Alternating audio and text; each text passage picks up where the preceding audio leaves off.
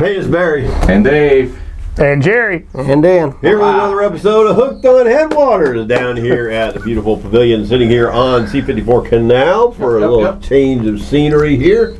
We're going to go ahead and rip through this intro. We're just going to highlight what we're going to be doing, and we're going to dive right into it, so hang with us. Dan's going to cover a killer way to go ahead and get on some small bluegills to catch some big bass. This is going to be, it's not what you think. Yep, super killer way. Jerry's going to jump into talking about the locks, talking about the water levels, and we're going to talk about moving water, places to go ahead and fish for that. And then we're going to go ahead and cover our tournament that's coming up here and the flag ceremony on the 2nd of July. So let's dive right into it, Dan. Let's talk. Okay. Say goodbye. Goodbye. Dave. See ya. Goodbye, Dave. We're going to jump right in. We know you guys get a little impatient, like, come on, guys, give us the meat and potatoes. Let's go. All right, so Dan, let's give it to them. Meat and taters, gotcha. So I was out a couple trips this week shiner fishing and ran out of shiners, and the kids still wanted to fish, so I said, okay, well, we need bait. Yep. So instead of just going right to artificial, I caught some bluegill and put them on the hook, which you can do, guys. Obviously, it's not legal to go and buy them anywhere, or for you to buy and give them to all your buddies to use as bait. You are legally allowed to catch the bluegill yourself and use them for your own use as bait. So, but if you guys are not in Florida, check your local regulations before you do this, so you don't get in trouble. Now, I don't carry a cast net on my bass boat, because I don't want to throw my net in this water out here because it makes such a mess. So what I do is I catch them on a really small hook. So what I have here, I'll have to get some close-up shots of this too. Yeah, right. Is I like in one of the previous videos I talked about bluegill. You guys can check that out. I like to do some fly fishing. Well, several years ago I found some dry flies I could use for rainbow trout. Okay. And they're very, very tiny. I don't know if you can see that there, Dave. That's a real little tiny thing. Oop, I lost it already. Now this is a very ugly dry fly because I've taken some scissors to it and cut a lot of the feather off of it, so it would not be dry. It would go sink in the water. Right. So, and I was visually catching these fish. They were under the boat, and here I got another one here, Dave. That's. So while you're looking for that, you can just kind of just slow stroll around. And they're everywhere you'll out there. find them out there. Yes. You can. Here you go, Dave. This is a little tiny guy, a little tiny hook. I don't know what size hook that is, but it's small. This is a dry fly. You don't have to use this. Just because Dan does it doesn't make it right. So it's not the only way to do it. Leave it alone, Jerry. Show us the hook. Okay, the tiny, tiny hook. Little bitty guy. There you go. Little thing. And that's what I want because I'm catching the small ones. Yeah. You know, I don't want a bluegill that's the size of my hand. No. Because it's just, yeah, you can catch a fish on that bluegill, but it might be the only bite you get all day. No, let's go in the cooler. Yeah. Yeah, it's a little bit different fishing with a shiner the size of your hand versus a bluegill the size of your hand. It takes They're a lot broader. They're a lot more. Their dorsals are spiny, so it's a little more difficult fish for a bass to eat. Although I mean that is what they eat. Right. So, but anyway, I could see the small Bremen bluegill down by the edge of the boat, so I used my dismembered dry fly to catch him. And what I would do, I had literally about 3 foot of line out, and I'd drop it in the water and I could see them approach it, and sometimes if they didn't bite it, what I'd do is I'd just take and splash my rod tip in the water and they kind of gather up. And you can catch them like that. There's other ways you can get them. You can get little bits of bread, a small amount of oatmeal, throw it out there to get them to come in, and then put a little tiny piece of bread, because we're talking tiny hooks, guys, because you don't want a big bluegill, you want small ones. Yeah. So then, anyway, I caught the bluegill and I put him on the hook, and one of our bigger fish of the day was caught on the bluegill. So very simplistic way of doing things. I use it just the same kind of float and hook rig. Remember, guys, it is now required to use circle hooks at Headwaters. Yes, sir. And it is all catch and release on largemouth bass. The signs are up at the entrance of the boat ramp, and it is official. It's official now, so make sure you use your circle hooks. You can hook these baits either through the nose, through the mouth, both lips, or you can hook them in the back.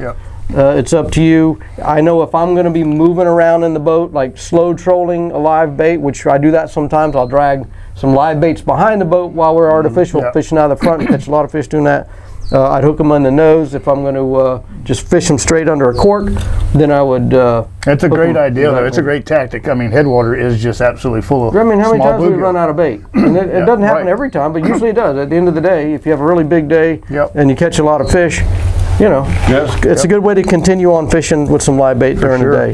Yeah, so the point is bring a small rod, light line. What pound test line? This is a 6-pound test. You can use 4 or 6. Okay. I bought this combo, which I'm, as I've said in the past, not a big fan of buying combos because you get one that you don't like.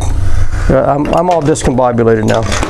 It's about $65 for the rod and reel. So then put your line on. Doesn't matter. You don't even have to do that. You could use a little jig pole, cane pole. It doesn't matter. Just some light line so your fly will sink, and you know, or get some really, really tiny hooks. Or crickets will work just crickets well. work great. Crickets work really well. So you don't even need to see them. Just throw that underneath the cork and wait. Exactly. Yeah, that's right. You'll find them. So there you go, folks. There's your way you're going to be able to catch some nice bass. Summer months, picking off these little bluegill and going at it. You got kids, it's a great way. Heck, they'll have fun just catching the little bluegills. Oh yeah. Put them on a big fish, can be even better. Yeah. So we're going to go ahead and really quickly mention Davis House Inn. If you're coming into town looking for a place to stay, check out Davis House Inn. You can hook up your boat to electric to charge up your batteries. You got a hose to wash down. Rooms are big, super clean, and a beautiful view across the street with lots of restaurants with entertainment every night of the week there. So check out all their information down below. Let's go to Jerry. Let's talk a little bit about moving water and what's going on there with the stick marks and how that's happening. So I was out on State Road 60, which is out west of Vero Beach, last Thursday, and I noticed that the whole south side of 60, the water was just flowing. So it automatically made me think, if it's flowing into Garcia's like that, Garcia's Farm 13 canal runs right up to the structure, so I figured that the southwest corner of Farm 13, the water would be running up in there as well. And so Saturday I took off and I put it in Garcia's, and we rode up there and we fished and we did really well. Went back on Father's Day and just duplicated it, catching fish right there in that running water, using blue and silver. Shiners? No shiners. No shiners? No shiners. No shiner, Jerry. I'm so proud of you. You're growing up, man. No shiners. No shiners. We actually we actually called them blue and silver rattle traps. Nice. Black and silver rattle traps. Okay. And that same worm that I've been catching them on in Headwaters, that gambler, that burner worm, that 7-inch burner worm, throwing it out there in that running water and just letting it lay on bottom, barely moving it. That's been doing good for so you. So the water's running up there. I'm sure it's probably still running. It was running Sunday. So if you're around in this area and you want to fish, I mean, just go find you some running water. A lot of water's running around here right now. Water levels, though, they are still extremely low. They have come up about 4 inches, wouldn't you say? I'd say so. I'd say the lake's down probably 18, 20 inches right now. So it is still low. We had a lot of rain here a couple weeks ago. It did come up some, but it has ceased and stopped raining since then too. So, but yeah, the fish are still hitting though. I mean, they're hitting top water right now. A lot of fish being on. I just talked to a guy a few minutes ago. Said he caught 17 today on top water. I don't doubt it. I'll tell you, JT Kenny, he just popped out a video, and then we talked with his buddy. Hey, if you guys are interested in saltwater, we do have our new saltwater channel, Hooked on Saltwater. Check it out. We'll put a link down in the description below. But while we were doing a video on the saltwater side, we ran into a good friend of JT's, and they were out this last 2 weeks ago, and they were fishing the reservoir side, just the ditches and the canals, and just kind of around there. And the spook was just taking them out, top water. So definitely don't overlook that. I know JT just did a video on it, so check out JT Kenny. Just do a search for him, and probably the first video comes up for him. So check out what he's suggesting out there as well. And those top water lures are doing it to it. I think even right now, on up into August, July and August, it'll get better. But I'm even thinking that they're starting to hit frogs right now too. Hitting top water frogs. I've heard a little talk of that. Yeah. Well, JT was fishing the frog, and the other guy was fishing the spook, and the spook outfished the frog this time. But listen, man, I like Zara spooks, and I like them in there in Headwaters. I mean, for sure, that's a good surface bait in there for sure. Right on. Good deal. All right, folks, want to make sure we mention Blue Cypress Lakeside Cabins is another place to stay if you're looking for that rustic environment. That place is right on the water. You can pull your boat up to the dock that's out the back door. Beautiful location, and as I always say, if you want to go back in time, go to Blue Cypress. Jim and Tammy will take very, very good care of you, and you get out there to M Canal and zigzag, and you know, like I can. Every time I see that place, I just picture Indians on the banks. I was out there this weekend again in the airboat, and they were just up there on the bank waving. Oh, Jim and Tammy, yeah. Great people, great place to stay, and we'll have their information down below. So make sure when you come in town, either David's house or out there at Blue Cypress, you can't go wrong with either one of them. Just depends on what you kind of want to do. So moving on from there, we're going to go ahead and give you a reminder that we have the July 2nd flag celebration ceremony and speed tournament coming up out here at Headwaters Lake. And I know some people are like, tournament? Oh, and they start kind of questioning how we're going to do things. If you want the rules and to break down all that, send an email to Dave at hookedonheadwaters.com or Barry at hookedonheadwaters.com. We'll be posting it on the Facebook page, on the website. You want to? Why don't you jump around to this? Okay. You can't leave your party face behind the camera all the time, Dave. Come on, bud. All right. So we've got a July 2nd meetup and tourney. Hang on, we didn't even introduce you or nothing. We didn't even intro. You just kind of stepped in there. All right. It's a pattern interrupt. That's just the first. Oh, Yeah. What? Oh, you're okay. talking video. No, I'll be quiet now. thank you.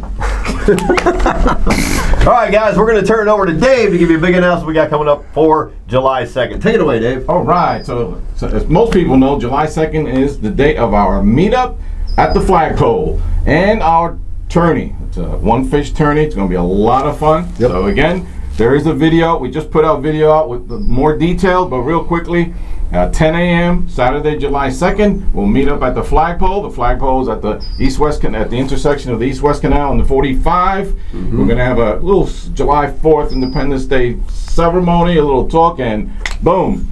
Right immediately following, we will have a one fish tournament. This is you need a measuring board. The video explains some of this. There will be a tag or an ID card that will be given immediately after Baitfuel and Livewell safety check. Yep. You then place your ID card on that measuring board. You take a picture. The picture must be crystal clear. If you've got water on the lens, if it's out of focus, you are SOL. Yep. We are kicking it out. Immediate rejection. Yep. There are no excuses. And the judge's decision is final. There is no arbitration or anything else. That's right. And unfortunately for this one, we're going to have to charge. It's really costly, folks. Fourth thing, free. F-R-E-E. Free. Gratis. Nada. Nothing. Free. Yeah, so we don't want to hear you complaining. It's going to, we're out there to have a good time. Yeah. If you're a serious fisherman coming in, hey, great, join us. But just know it's a free tournament. It's meant to be a lot of fun. And that includes the tournament. Yep. The raffle. Yep. And some food, some refreshments. Yep. All free. A big thanks to American Baitworks for helping us sponsor and partnering up with us, and a couple of the sponsors that are joining in, and it's to make this just an outstanding, quick event, kind of kick off your July 4th weekend. Yep, exactly. So we're going to have a great time with that. All right. And with that, Dave, is there anything else we need to finish up here? I think we are done. Don't forget, check American Baitworks. Hooked on Headwaters 15, get a discount on all their products. It's a fabulous deal. Go get your rods, reels, terminal tackle, all their baits. And if you're into saltwater, don't forget Hooked on Saltwater, the other channel. Go check that out. Follow us over there. Yep. And have a good time. We're doing a cool rod build over there right now. And I see that. Keeping things up to date as far as what's going on in the river, offshore, at the inlet. Lots of fun over there as well. So I think that's going to wrap it up, guys. That's it. Right? Yep. Hey. See you next week. See y'all. So long, everyone. God bless.